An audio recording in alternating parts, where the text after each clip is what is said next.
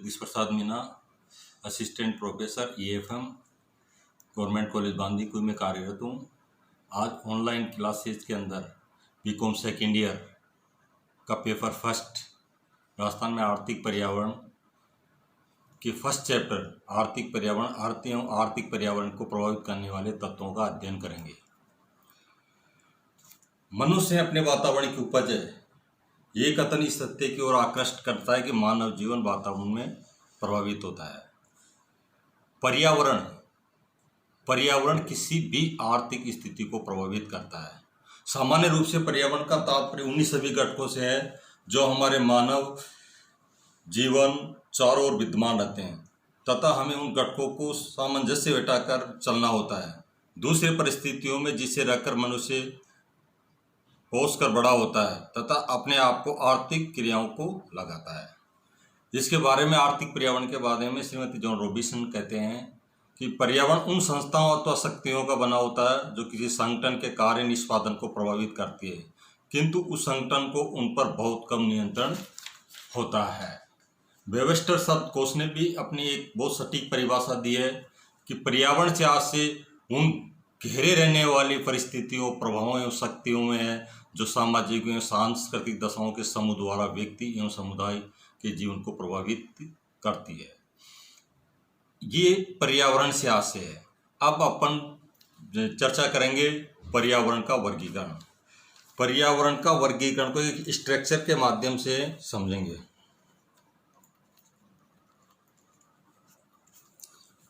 पर्यावरण का वर्गीकरण मुख्यतः दो होते हैं, प्राकृतिक अथवा भौगोलिक पर्यावरण।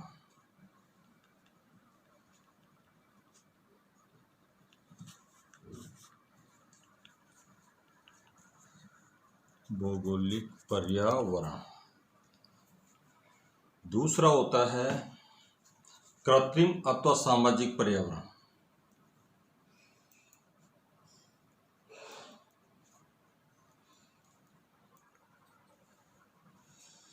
अब प्राकृतिक अथवा भौगोलिक पर्यावरण किसे कहते हैं? प्राकृतिक अथवा भौगोलिक पर्यावरण का तात्पर्य उन परिस्थितियों एवं दशाओं से है जो प्रकृति द्वारा प्रदान की जाती है। प्राकृतिक पर्यावरण में देश की भौगोलिक स्थिति, धरातल की बनावट, विस्तार, प्राकृतिक स्रोत जैसे जल, वनस्पति, खनिज संपदा, पशुधन, शक्ति के साधन, जलवायु आदि शामिल किए जाते हैं। प्राकृतिक संसाधन को मानव के आर्थिक सामाजिक जीवन पर व्यापक प्रभाव पड़ता है। दूसरा है कृत्रिम अथवा सामाजिक पर्यावरण। कृत्रिम अथवा सामाजिक पर्यावरण का तात्पर्य मानव जीवन के सुखी, समृद्ध, शांत, स्थायी एवं व्यवस्थित बनाने के लिए स्वयं मानव द्वारा तैयार की जाती है, यानी मानव द्वारा ही इसका निर्माण किया जाता है। परिस्थितियों एवं दशाओं के अनुसार मानव द्वारा निर्मित परिस्थितियां मानव के आर्थिक व सामाजिक जीवन को अधिकाधिक प्रभावित करती है। आर्थिक परिस्थितियों एवं गैर आर्थिक परिस्थितियों में विभक्त इसको किया जा सकता है। अब इन दो मुख्य जो पर्यावरण का वर्गीकरण है, इनको अब छोटे छोटे भागों में वर्गीकृत करके इसका अध्ययन करेंगे। प्राकृतिक अथवा भौगोलिक पर्यावरण में पहला है भौगोलिक स्थिति।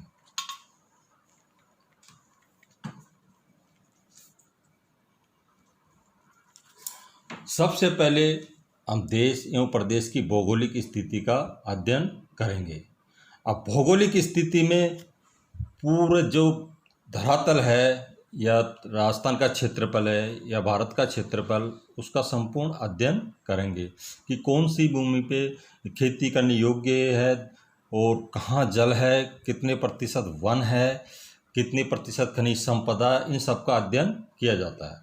उसके बाद में सेकंड है धरातल की बनावट। धरातल की बनावट ऊंचे नीचे, ऊबड़ खाबड़, पहाड़ है, समतलीय है, कई प्रकार से विभाजित रहती है। तीसरा है विस्तार क्षेत्रफल।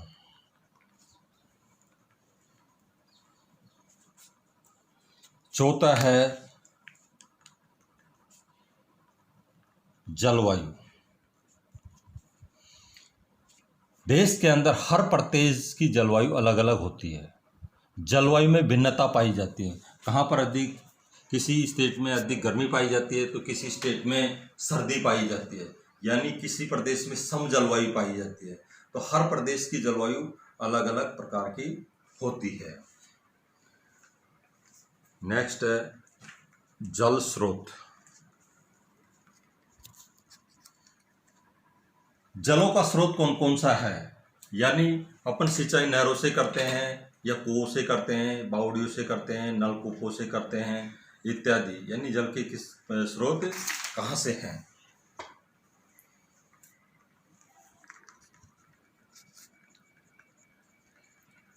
वन संपदा अपने दरातीले क्षेत्र पे कितने प्रतिशत पर वन है और कितने प्रतिशत पर खेती योग्य जमीन है, तो ये भी आर्थिक पर्यावरण को प्रभावित करते हैं।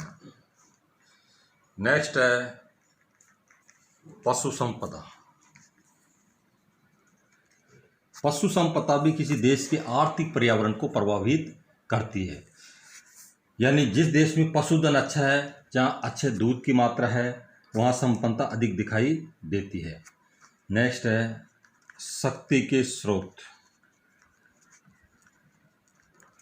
शक्ति के स्रोतों से मतलब है जैसे विद्युत के स्रोत हैं, अब कोयले का उत्पादन है, बिजली किस किस से उत्पादन की जाती है, पन बिजली है, और ये सारा इनके बारे में अध्ययन किया जाता है। नेक्स्ट है आर्थिक अथवा सामाजिक के कारण है। एक तो गैर आर्थिक पर्यावरण पहला है,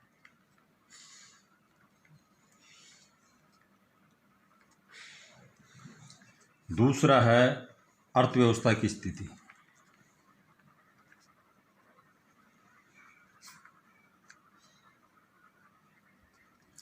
तीसरा है आर्थिक नियम,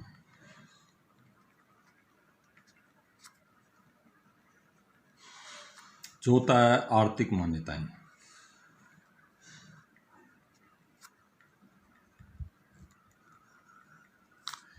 पांचवा आर्थिक विकास की अवस्था,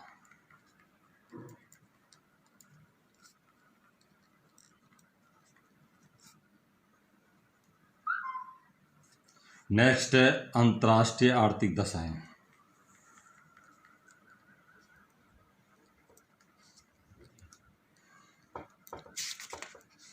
अंतर्राष्ट्रीय आर्थिक दशाएं, और नेक्स्ट है अन्य।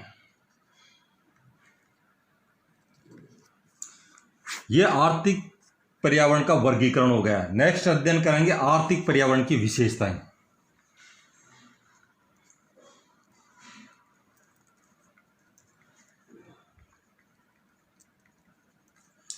इसमें निम्नलिखित विशेषताएं आर्थिक क्रियाओं से संबंधित। हमारी आर्थिक क्रियाएं किस प्रकार की होगी। आर्थिक पर्यावरण मानव के आर्थिक क्रियाओं से संबंधित है। इसमें व्यक्ति द्वारा आय अर्जित करने और कुशलतापूर्वक व्यय करने से संबंधित सभी क्रियाओं को सम्मिलित किया जाता है। इस प्रकार इसमें कृषि, उद्योग, व्यापार, वाणिज्य, परिवहन, संचार, बीमा, बैंकिंग, सरकारी आय एवं सभी वैधानिक आर्थिक क्रियाएं सम्मिलित की जाती है। अर्थात इसमें सभी आर्थिक क्रियाओं जैसे उपभोग, उत्पादन, विनिमय, वितरण एवं राजस्व को शामिल किया जाता है। गैर आर्थिक पर्यावरण का प्रभाव।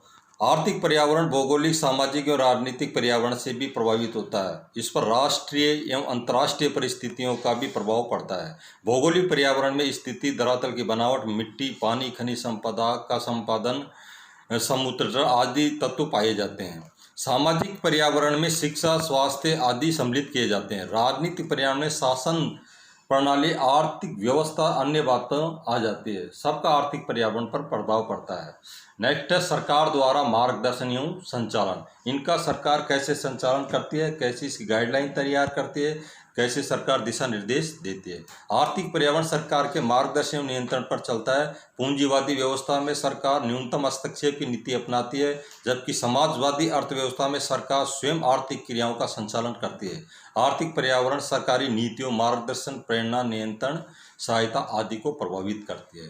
नेक्स्ट इसमें होता है आधारभूत ढांचा, यानी हमारा इंफ्रास्ट्रक्चर किस प्रकार का है। देश एवं प्रदेश के विकास के लिए इंफ्रास्ट्रक्चर एक मजबूत कड़ी होती है।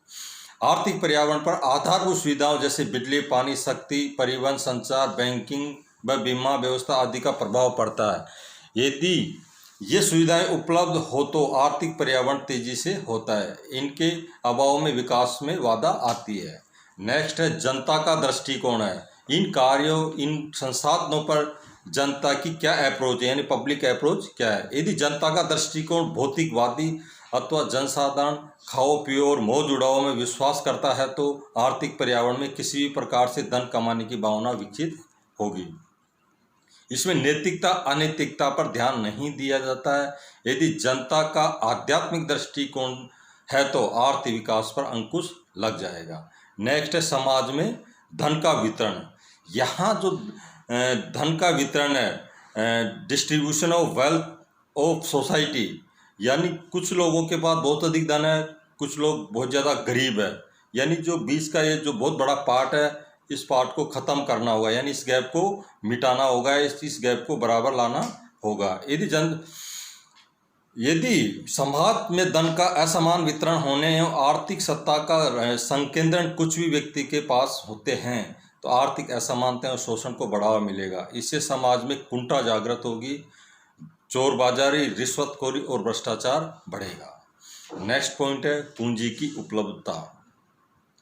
पर्याप्त मात्रा में पूंजी उपलब्ध होने पर प्राकृतिक और मानवीय संसाधनों का पूर्ण उपयोग होने लगेगा, जिससे देश में आय, रोजगार, विनियोग, आर्थिक विकास बढ़ेगा। आर्थिक विचारधारा।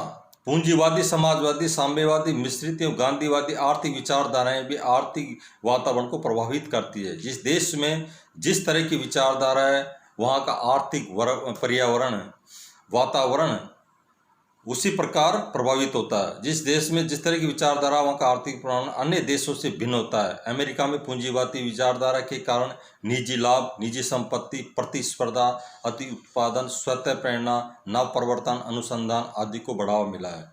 नेक्स्ट पॉइंट है नियोजित अर्थव्यवस्था।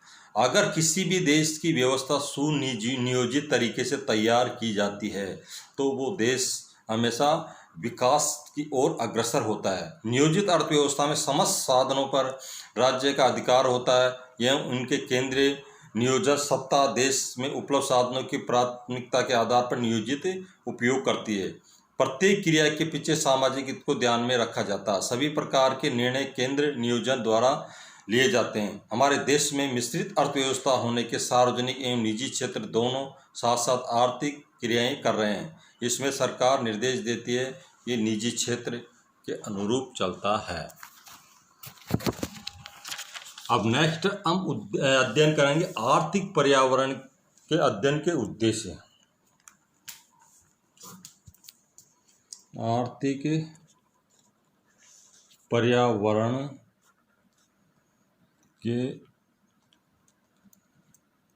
अध्ययन के उद्देश्य। पहला उद्देश्य अर्थव्यवस्था को सफल बनाना।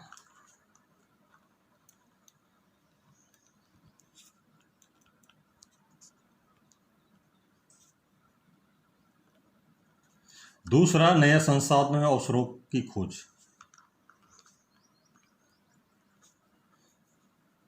नए संसाधनों एवं अवसरों की खोज। नेक्स्ट है परिवर्तनों की जानकारी।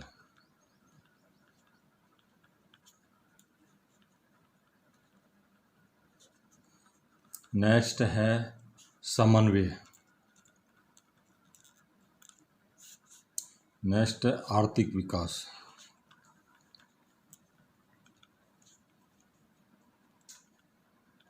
आर्थिक पर्यावरण के अध्ययन के ये उद्देश्य होने चाहिए ताकि देश का सर्वांगीण विकास हो। अब जो अपन इसमें अब इम्पोर्टेंट चीज़ पे आएंगे जो परीक्षा की दृष्टि से इम्पोर्टेंट है वो है आर्थिक पर्यावरण को प्रभावित करने वाले तत्व।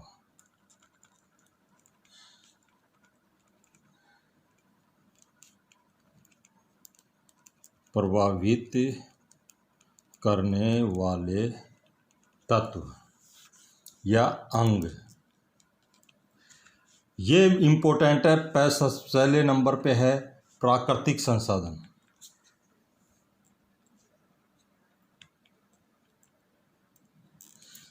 किसी भी देश की संपन्नता का आकलन उससे लगाया जाता है कि उसके पास नेचुरल सोर्सेज कितने हैं। नेचुरल सोर्सेज यदि अधिक है तो वो देश हमेशा एक संपन्नता की ओर अग्रसित होता है। दूसरा है मानवीय संसाधन।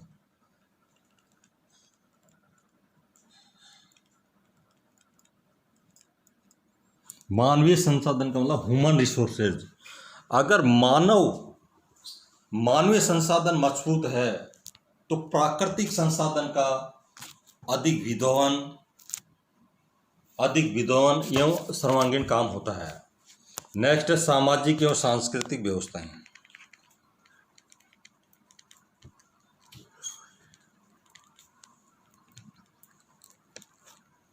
सांस्कृतिक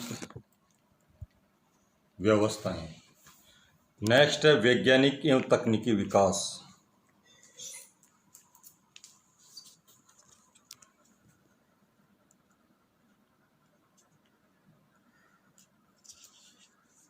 नेक्स्ट है आर्थिक प्रणाली का स्वरूप।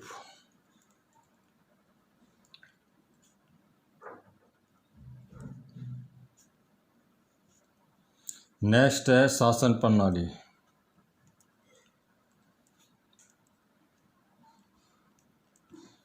नेक्स्ट है बाजार की स्थितियां।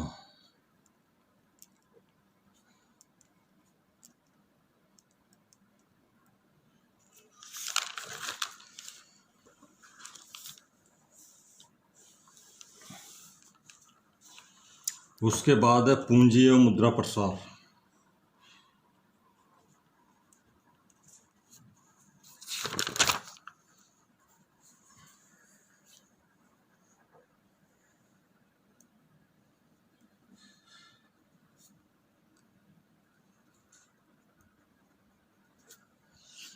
नेक्स्ट है सरकार की आर्थिक नीतियां।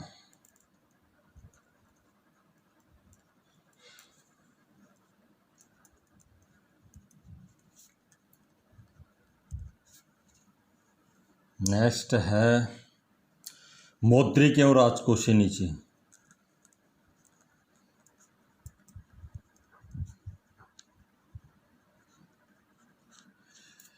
नेक्स्ट है अंतर्राष्ट्रीय आर्थिक दशाएं।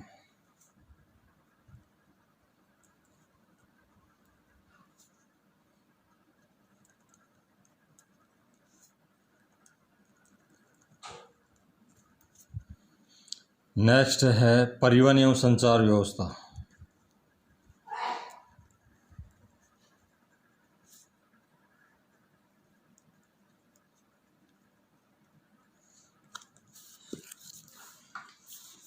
ये जो पॉइंट है ये आर्थिक पर्यावरण को प्रभावित करते हैं।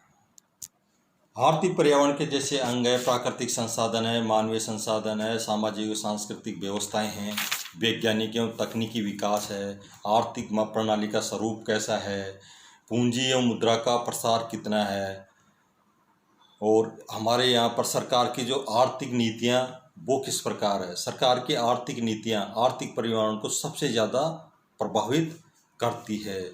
मौद्रिक एवं राजकोषीय नीतियाँ, आरबीआई की मौद्रिक और राजकोषीय नीतियाँ किस प्रकार की रहती है, ये भी आर्थिक पर्यावरण को बहुत ज़्यादा प्रभावित करती है। आर्थिक संनियम से आशय है कि यहाँ पर जो विदेशी व्यापार है इनकी प्रति इनकी नीतियाँ, इनकी पॉलिसीज किस प्रकार है। अंतर्राष्ट्रीय आर्थिक दशाएं, दूसरे देशों के साथ हमारे संबंध कैसे हैं, दूसरे देशों के साथ व्यापार अपना किस प्रकार का है, दूसरे देश के निर्यातों को किस प्रकार बढ़ाएं, आयातों को किस प्रकार कम करें, ये भी आर्थिक पर्यावरण को प्रभावित करता है। परिवहन एवं संचार व्यवस्था, किसी भी क्षेत्र, किसी भी स्टेट एवं देश के विकास के लिए परिवहन एवं संचार व्यवस्था का बहुत महत्वपूर्ण रोल होता है, इसलिए दोनों व्यवस्थाएं बहुत अच्छी होनी चाहिए। पर्यावरण संरक्षण, पर्यावरण से यह आशय है कि देश की भौगोलिक कंडीशन किस प्रकार है। जैसे कपड़े उद्योग के लिए एक सम जलवायु होती है, तो वहाँ की कंडीशन उन उद्योगों के अनुरूप, जलवायु के अनुरूप ही वहाँ उद्योग स्थापित करने चाहिए, ताकि वो आर्थिक पर्यावरण को मजबूत कर सकें। तो ये चैप्टर, ये अध्याय, पहला जो अध्याय है ये समाप्त हो गया। अब आगे नेक्स्ट उसके बारे में अध्ययन करेंगे।